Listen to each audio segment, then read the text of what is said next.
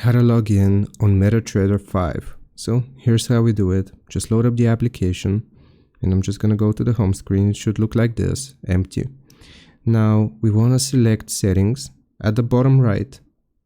And after you have clicked on settings, we will choose new account.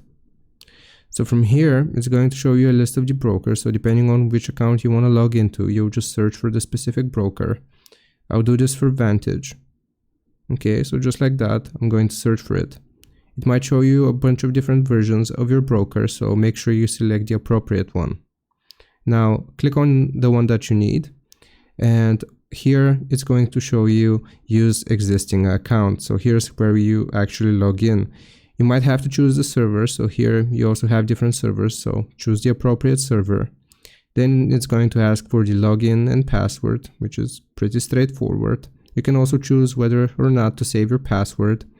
And after you have filled out this information, you'll just click on sign in at the bottom of the screen. And that's how you log into MetaTrader 5. I hope this helps. Leave a like and sub. I'll see you next time.